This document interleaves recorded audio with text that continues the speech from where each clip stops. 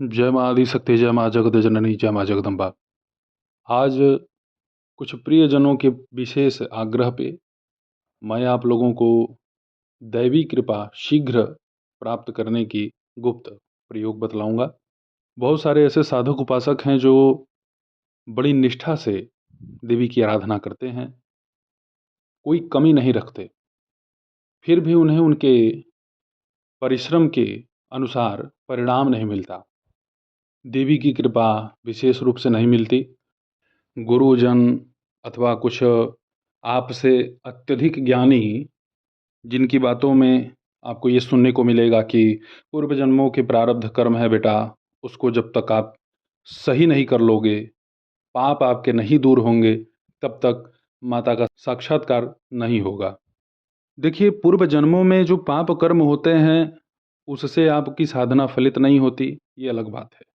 परंतु साधना फलित कई कारणों से नहीं होती है, और उन्हीं कारणों को आप दूर करें और जिस नियम से आप साधना कर रहे हैं उसी नियम से साधना करते रहें। फल अवश्य मिलेगा। इसमें अपने आप को नीच नहीं समझना है, अपने मनोबल को तोड़ना नहीं है।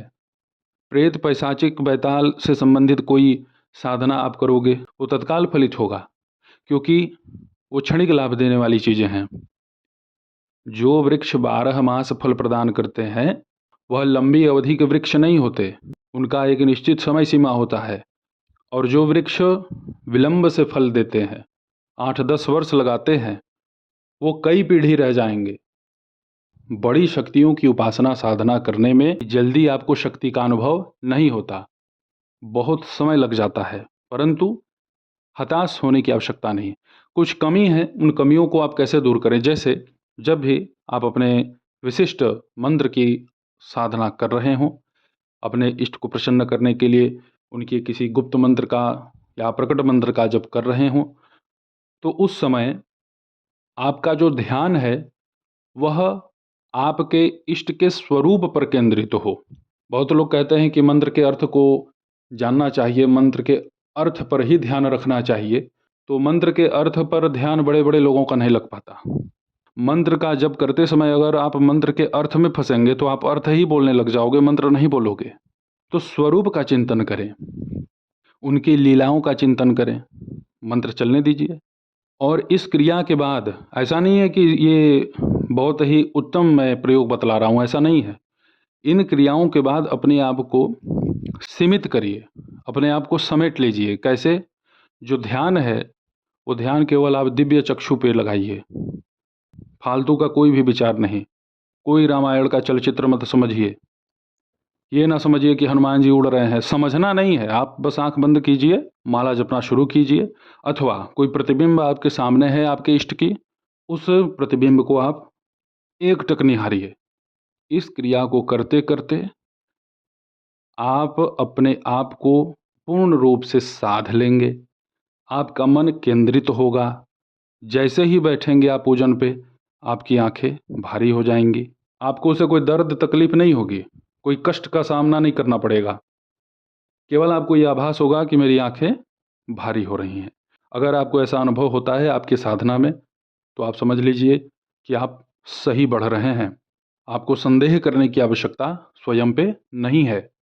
और इसमें आप ध्यान रखिए कि जब भी पूजा पाठ मंत्र जप करें तो मोबाइल का प्रयोग बिल्कुल ना करें। जिस भी स्थान पे आप मंत्र जप रहे हैं उस स्थान पे कोई दूसरा आप ही के परिवार का सदस्य नहीं आना चाहिए, जब तक आपकी साधना चल रही है तब तक।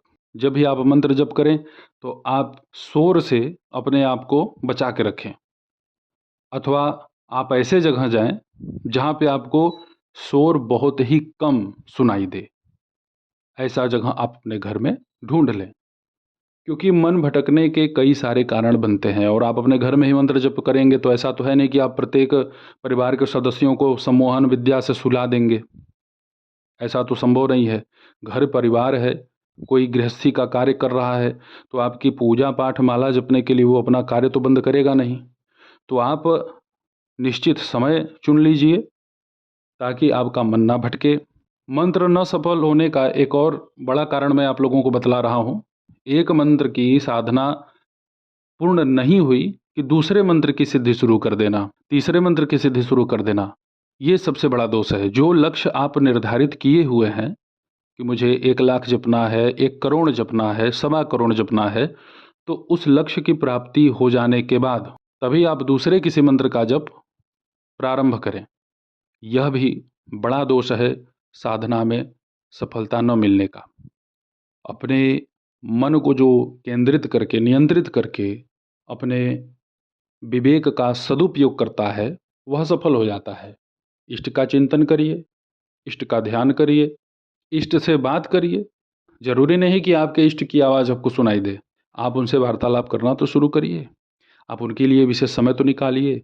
आप अपना सुख, अपना दुख, आप केवल अपना दुख ही अपने इष्ट से सुनाते रहते हैं, मांगते रहते हैं। कभी सुख भी तो उनसे अब साझा करिए। गजब का परिवर्तन देखने को मिलेगा आपको आपकी साधना में। सारा खेल मन से ही है। मन केंद्रित करके किसी का जप हो नहीं पाता, और जप चल रहा है, जप किए जा रहे हैं। बहुत सारे ऐसे लोग हैं, इतना इतना मंत्र जप दिए हैं कि सुन के आपको आश्चर्य होगा, फिर भी उस मंत्र जप के अनुसार उन्हें परिणाम नहीं मिला। अगर आप 10 महाविद्या के उपासक हैं, माता जगत जननी के उपासक हैं, तो आप यही कार्य रात्रि में कीजिए। मन को एकाग्रचित्त करना है, नियंत्रित करना है, व्यर्थ के विचारों का दमन करना है, तो उसके लिए आप दिन का चयन मत करिए। दिन में इतना आपको शोर सुनने को मिलेगा कि आपका ध्यान केंद्रित ही नहीं होगा। कहीं पक्षियाँ बोलना शुरू कर देंगी, कहीं कोई दरवाज़ा झटके में बंद कर देगा, कहीं आपके घर में रखे हुए बर्तन गिर जाएंगे, कोई गाना बजा देगा, कोई किसी को चिल्ला के बुलाएगा, छोटे बच्चे हैं तो रोने लग जाएंगे, अचानक से परिवार में झगड़ा भी हो जाएगा। अगर आप पशु पाले हुए हैं तो पशु चिल्लाना शुरू कर देंगे। और यही कार्य आप अगर रात्रि में करते हैं, 9 बजे से लेकर के 12 बजे तक करिए। रात्रि में साधना करने से आपको कोई बाधा विघ्न नहीं पड़ेगा, और पड़ेगा भी तो इस तरीके से नहीं पड़ेगा कि आप परेशान हो जाएं, आपका मन ही केंद्रित ना हो। और जिसे अंधेरे से भय लगता है, उसके लिए मैं एक बड़ा अच्छा उपाय बतला दे रहा हूँ। अंधेरा माता काली का वस्त्र है। आप ये मान लीजिए, डरपोक लोगों के लिए तंत्र मंत्र नहीं है। जो मजबूत हृदय के हैं, बहादुर हैं, जिनका मनोबल उच्च स्तर का है, जिन्हें भय पर अंकुश लगाना आता है। भयभीत होना अति आवश्यक है। जो भयभीत नहीं होता वो बड़ा लापरवाह होता है। भय पर जो अंकुश लगा ले वही विजेता होता है। तो आप सिद्धि प्राप्त करने के लिए रात्रि का चयन कीजिए। बड़े ही सहज भाव से आपकी साधना पूर्ण होगी। हाँ, यहाँ पे ध्यान ये रखिएगा, कोई भी गायत्री हो, सूर्य का कोई भी मंत्र हो, महामृत्युंजय मंत्र, इन मंत्रों को अगर आप भगवान सूर्य की उपस्थिति में जपते हैं तो ये आपको लाभ देंगे, निश्चित देंगे। परंतु रात्रि में इसका जप आप करेंगे तो इसके विधान बदलेंगे। रात्रि के समय वेदोक्त मंत्र का जप उचित नहीं है। बहुत सारे लोग हैं जो जपते हैं, जप भी रहे हैं, लेकिन परिणाम उनके सामने कुछ नहीं है। बस जप रहे हैं और तामस में बात करते हैं, चिल्ला के बात करते हैं। जबकि गायत्री मंत्र को जपने वाले का चित्त स्थिर हो जाता है, मन नियंत्रित हो जाता है। लेकिन बहुत सारे ऐसे उपासक हैं गायत्री जपने वाले कि वो गाली दे दे के बात करते हैं। वो तो खुद ही श्रापित हो गए। तो बहुत जगह मन को भटकाने की आवश्यकता नहीं है। ऐसे ही आप सभी के सन्मुख में उपस्थित होता रहूँगा दिव्य चमत्कारिक विषयों के साथ। तब तक आप सभी अपना ध्यान रखें, सुखी रहें, स्वस्थ रहें। जय माता दी। हर हर महादेव।